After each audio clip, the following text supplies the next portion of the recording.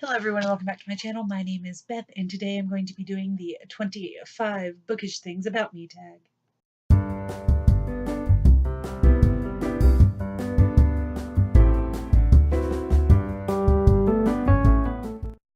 Nobody tagged me to do this, and I am not going to be tagging anybody else, basically because I don't know who's done it and who hasn't done it. I just know I have enjoyed getting to know you guys better through this tag, and if you have not done it but want to do it, I would love for you to consider yourself tagged.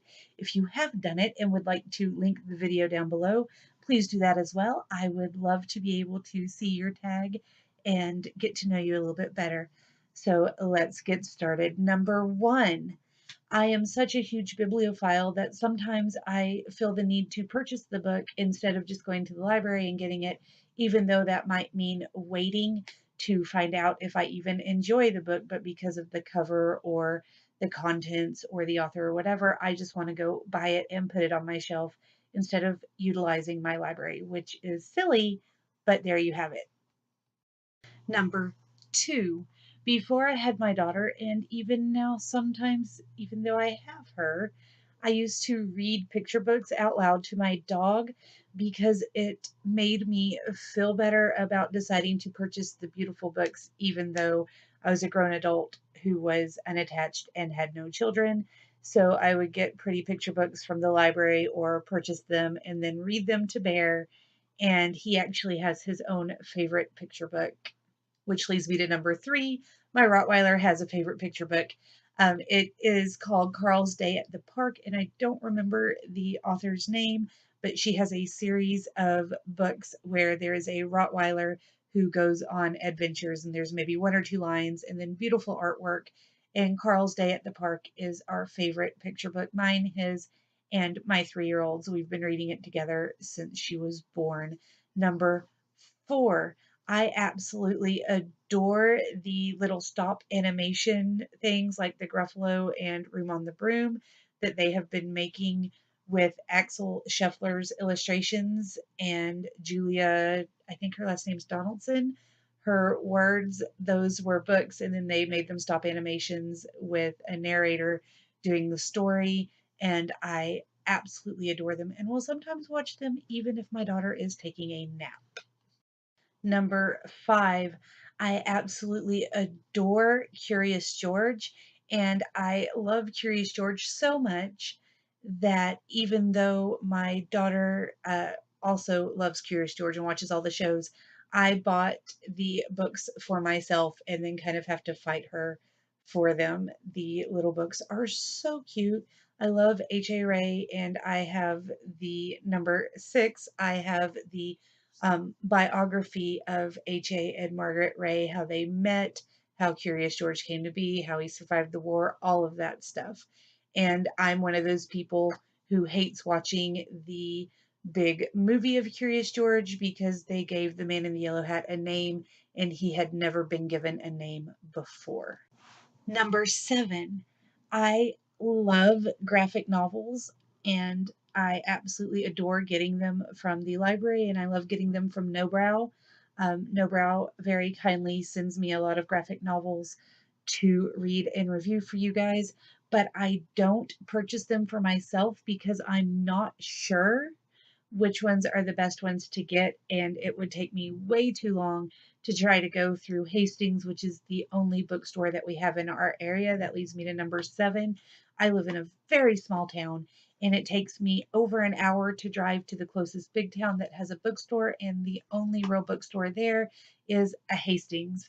A lot of the time, they don't have what I'm looking for, and it's just easier to order it online, which takes even more time for me to try to decide, so I just don't get the graphic novels. Number eight, I invest a lot of myself into reading, so I often won't be able to tell you what you've said to me. If you're reading to me, this is something that my mother does as well. When we're reading, we don't hear you, we don't see you, we cannot tell you if the television show came back on. You can play my favorite song over and over again, and I will not know that I heard it that day. Um, I get very invested. If it is a good book, I live in the book, and this shell here is just sitting there like a lump while I'm running through with the characters. Number 9. I don't have an absolute favorite author. It's not that I don't have authors I love, because I do, but I don't feel like I can say Maggie Stiefvater is my all-time favorite young adult author when I've only read The Raven Boys. I don't feel like I can say Tolkien is my all-time favorite fantasy author when I've just read his most popular works. I've read The Silmarillion, the Lord of the Rings trilogy, and The Hobbit. Now, I read The Hobbit the first time when I was in third grade. So, number 10, I started reading Tolkien when I was 7 or 8, read The Hobbit the first time in third grade. Love the book, love Tolkien. I love the artwork. I love the movies. I even love that really bad claymation, whatever thing that was from like 1990. Love it, but I don't feel like I can call those authors my absolute favorites without having read everything. That being said, number 11 is that my all time favorite children's author is A. Milne. I have read every children's something, including the poetry books, all the Winnie the Poohs, everything that he put out. I have not read any of his adult stuff because you just can't really find it most places, but I have read all of the children's books that he put out, and I did a um, lesson series on him when I was doing my elementary education things. I did a complete lesson set on him that I have since used in the classroom. Number 12, I do have my certification in elementary education. What I actually got is a BISD, which is a Bachelor's of Interdisciplinary Studies, which gave me a generalist certification for grades 1 through 8. Number 13 is that I went back Saturday and took a test in order to get my middle grade 6th through 8th English certification, the subject specific certification to put onto my teaching certificate so that I could teach specifically reading or English if somebody wanted to hire me for that. Because right now I'm just a generalist and could go to a legitimate interim school, but not a middle school at this point. Number 14, I am concerned about the use of young adult books in the classroom, not because I don't think they're good, but because we're using them with like sixth and seventh graders, and some of them have not matured as much as others. And so I feel like some of the books that are being used, even the classic books that are being used, are not quite appropriate for about half of the kids that are reading them at this point. I realize that it's probably a good thing and it helps introduce them to these topics, but in the world we live in today, that just doesn't seem like a plausible enough reason for me anymore. Number 15. That being said, I think we need to use more of the books that are current in the classroom instead of relying so heavily on classics that don't really connect to these students anymore. I feel like you have to work a lot harder to connect the classics with our students than you did even 10 to 15 years ago. So using the updated, even rewrites of the classics, like the retold fairy tales and things of that nature, where it's stories that they know, but it is an updated version, I think that would work a lot better. And I know several teachers that have begun attempting to do that. Number 16. I am an author, and so when I taught writing last year, I did a lot of emphasis on knowing the different genres and how to cross genres. So my students learned the difference between folk tales and fables, and how folk tales are kind of over everything from fairy tales to fables, etc., and so forth. And when we finished out the school year, we actually published a short story collection called Highland Park Presents, which I will link down below. Every purchase, ebook, or physical copy of that short story collection goes to the funding of the elementary I worked at last year. And almost every single one of them did a fairy tale retelling or some sort of cross genre fable-esque type of deal. A couple of them are severely close to plagiarism, but they're all in their own words, I promise. Number 17. As an author, I have a problem deciding what genre I'm writing in because I love fantasy. Fantasy is my absolute favorite genre to read, to watch, everything. And so when I'm writing, I have problems with wanting to add more fantastical elements if I'm not writing in the genre.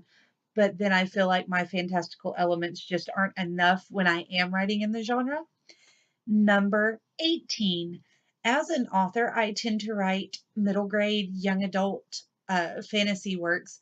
However, I have been told that in today's day and age, they're very bland because I don't include cuss words. I have never had middle grade young adult characters having sex with each other. I just don't write those kind of scenes. I feel like they get enough of that in their other entertainment. So my audience should be able to just have a nice, clean read. But I have been told it's a little bland. Number 19, I have issues writing adventure scenes like fights and just big blow ups, etc. If it's a sorcerer blowing things up, I can write that scene just fine. But when it's like a sword fight, I have problems. So if anybody has any suggestions about that, please let me know down below. Number 20. As I said, I don't typically write characters that are in sexy scenes for the children's middle grade young adult that I write. However, I have won a couple of contests with erotica short stories and actually had one published in an online erotica um, journal, and it was available for a couple of years. I did publish it under a different name, and I'm not going to tell you what that name was, but it won a couple of awards about a decade ago. So my writing has improved since then. I could probably do it again, but I just don't feel like it. There's too much of a stigma placed upon erotica. Number 21, I feel like there's too much of a stigma placed upon erotica and the writers thereof.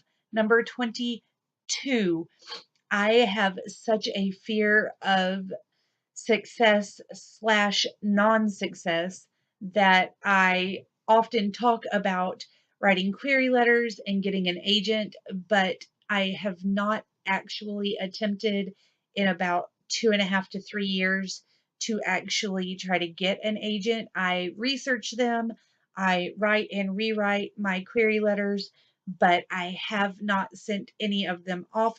Well, that's not true.